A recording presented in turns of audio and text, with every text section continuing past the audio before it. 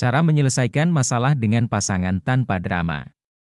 Dalam menjalani hidup sendirian tanpa pasangan saja kerap memiliki masalah, apalagi jika kita memiliki pasangan. Dengan dua isi kepala yang berbeda pastinya akan sering terjadi permasalahan. Menyelesaikan masalah dalam hubungan perlu latihan dan kesabaran tingkat dewa. Kamu dan pasangan harus membiasakan diri untuk tidak mengedepankan ego masing-masing dan saling memahami. Nah, berikut beberapa cara agar dapat menyelesaikan masalah dengan baik tanpa drama dengan pasangan. 1. Memahami bahwa laki-laki dan perempuan memiliki cara dan pola pikir yang berbeda dalam mengelola masalah. Secara umum, laki-laki cenderung fokus pada solusi dan tindakan langsung. Mereka sering mendekati masalah dengan logika yang terstruktur dan berorientasi pada hasil, dengan tujuan menyelesaikan situasi secara efisien. Sebaliknya, perempuan cenderung lebih emosional dan reflektif dalam menghadapi masalah. Mereka biasanya mengutamakan empati, komunikasi, dan pemahaman sebelum mengambil keputusan, dengan fokus pada menjaga hubungan interpersonal. Kedua pendekatan ini bukanlah hal yang benar atau salah, melainkan saling melengkapi. Ketika laki-laki dan perempuan saling memahami dan menghargai cara pandang masing-masing, mereka dapat bekerja sama lebih efektif, menemukan solusi yang lebih komprehensif, serta memperkuat hubungan. Dengan demikian, perbedaan ini seharusnya tidak menjadi sumber konflik, tetapi justru menjadi kekuatan yang memperkaya interaksi dan kolaborasi. 2. Jangan curhat dengan orang lain apalagi lawan jenis. Berbagi masalah pribadi dengan orang lain, terlebih dengan lawan jenis yang bukan pasangan, berisiko memicu kesalahpahaman, kedekatan emosional yang tidak semestinya, atau bahkan akan memicu konflik yang lebih besar. Ketika emosi sedang tinggi, seseorang bisa menjadi rentan, sehingga hubungan yang awalnya dimaksudkan untuk mendukung malah berpotensi menimbulkan komplikasi yang tidak diinginkan. Oleh karena itu, lebih bijak untuk menyelesaikan masalah dengan cara yang sesuai dengan nilai dan batasan pribadi. Jika memerlukan tempat untuk berbagi, prioritaskan orang-orang terpercaya dalam lingkup aman, seperti pasangan, keluarga, atau konselor profesional. Pendekatan ini tidak hanya membantu menjaga batasan yang sehat dalam hubungan sosial, tetapi juga melindungi diri dari potensi risiko emosional dan sosial. 3. Pilih waktu yang paling tepat untuk menyelesaikan. Jangan bicarakan masalah saat pasangan sedang fokus bekerja atau lelah. Saat pasangan merasa lelah, jangan langsung nyolot untuk menceritakan masalahnya atau mengklarifikasikan sesuatu. Tenangkan dulu pasanganmu dengan menyuruhnya untuk istirahat atau menyelesaikan urusannya terlebih dahulu. Atau kamu dapat meminta waktu pasanganmu kapan ia siap untuk diajak ngobrol untuk membicarakan sesuatu. Jika sudah pada waktu yang disepakati, bicaralah berdua saja, jangan melibatkan orang lain atau pihak ketiga karena akan lebih mudah untuk memahami perspektif masing-masing. 4. Jangan menyudutkan pasangan. Dalam hubungan, menyelesaikan masalah adalah bagian penting untuk menjaga keharmonisan. Namun, seringkali dalam proses ini, muncul kecenderungan untuk menyalahkan atau menyudutkan pasangan. Sikap seperti ini bukan hanya tidak efektif, tetapi juga dapat merusak hubungan secara emosional. Sebaliknya, masalah dalam hubungan harus dilihat sebagai tantangan bersama, bukan sebagai kesalahan individu. Fokuskan perhatian pada menemukan solusi yang saling menguntungkan, bukan mencari siapa yang salah. Dengan mendengarkan pasangan tanpa menghakimi dan mengungkapkan kebutuhan secara jujur, hubungan dapat menjadi lebih kuat, bahkan setelah menghadapi konflik.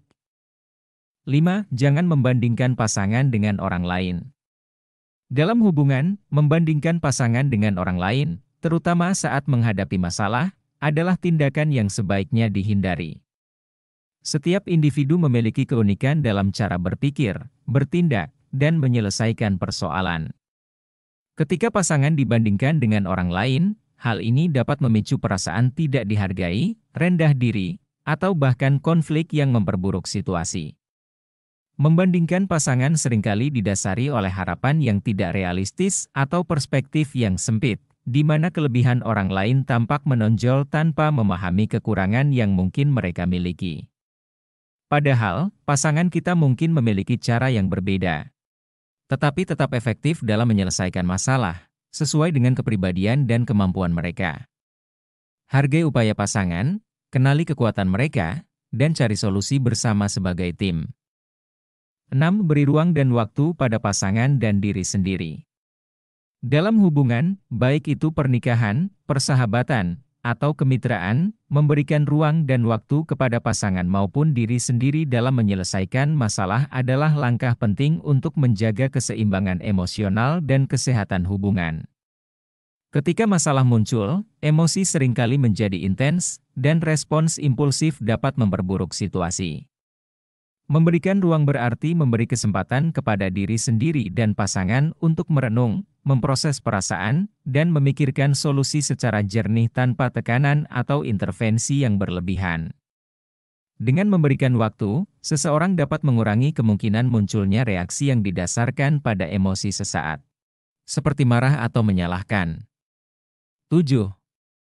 Belajar untuk meminta maaf dan memaafkan. Belajar untuk meminta maaf dan memaafkan adalah kunci penting dalam menyelesaikan masalah dan menjaga harmoni dalam hubungan. Permintaan maaf adalah bentuk pengakuan atas kesalahan, yang menunjukkan sikap rendah hati dan tanggung jawab. Dengan meminta maaf, seseorang membuka jalan untuk memperbaiki hubungan dan menunjukkan penghargaan terhadap perasaan orang lain.